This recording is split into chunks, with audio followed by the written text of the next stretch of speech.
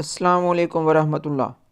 جب بھی برکتوں، عظمتوں اور رحمتوں والا مہینہ سرور کونین تاجدار مدینہ حضرت محمد صلی اللہ علیہ وسلم کی زندگی میں آتا، آپ اس کا بھرپور استقبال فرماتے۔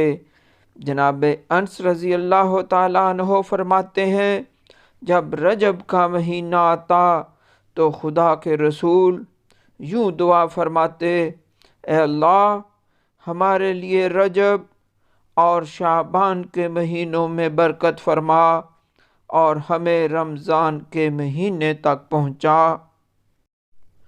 شیر خدا حضرت علی رضی اللہ تعالیٰ عنہ سے روایت ہے کہ رسول خدا صلی اللہ علیہ وآلہ وسلم جب رمضان کا چاند دیکھتے تو رخ انور کو قبلہ کی طرف موڑ لیتے اور دعا فرماتے، اے اللہ اس چاند کو ہمارے لیے امن و ایمان والا بنا، سلامتی اور اسلام والا بنا، عافیت دار بنا، بیماریوں سے حفاظت والا بنا۔ اللہ یہ چاند روزے، نماز اور قرآن کی تلاوت کے ساتھ نکلا ہو۔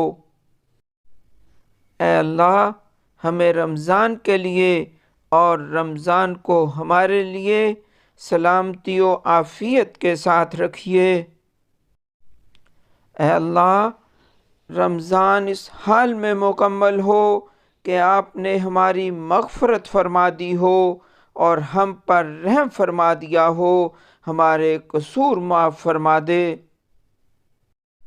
حضرت اسامہ بن زید رضی اللہ تعالیٰ عنہ فرماتے ہیں کہ آپ صلی اللہ علیہ وسلم نے فرمایا، شعبان میرا مہینہ ہے اور رمضان اللہ کا مہینہ۔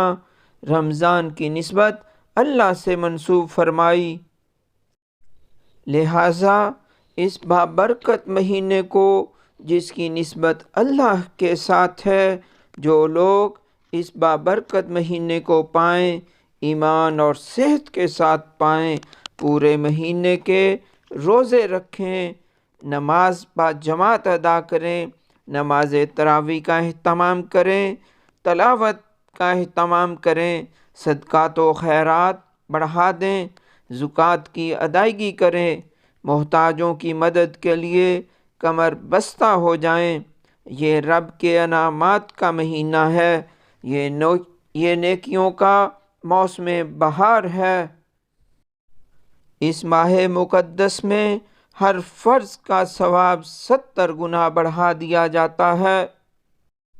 اس ماہ مقدس میں ہر نفل کا ثواب فرض کے برابر کر دیا جاتا ہے۔ روزے کے بارے میں خود رب العزت نے فرمایا، روزہ میرے لیے ہے اور میں خود ہی اس کی جزا دوں گا۔ رسول مقبول حضرت محمد صلی اللہ علیہ وآلہ وسلم نے فرمایا، جب رمضان کا مہینہ آتا ہے بہشت کے دروازے کھول دیے جاتے ہیں، دوزخ کے دروازے بند کر دیے جاتے ہیں اور شیاطین کو قید کر دیا جاتا ہے، اور منادی پکارتا ہے، اے طالب خیر جلدی آ کہ تیرا یہ وقت ہے، اور اے طالب شر ٹھہر جا کہ تیری اب جگہ نہیں۔ ایک حدیث میں ہے، رمضان کے مہینے میں اللہ رب العزت فرشتوں کو حکم دیتا ہے، میری عبادت چھوڑ دو، روزہ دار جو دعا مانگیں اس پر آمین کہا کرو۔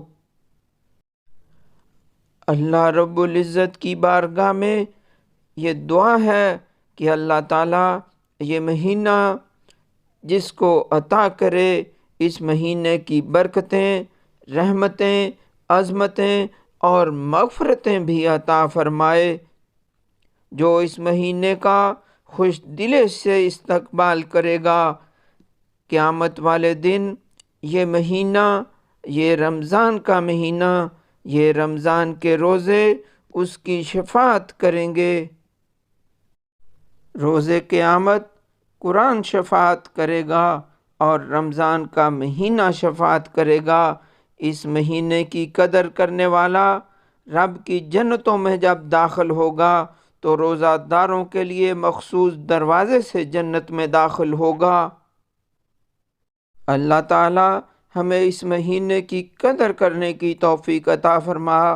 اللہ ہمارے لیے اس کی شفاعت کو لکھ دے، آمین۔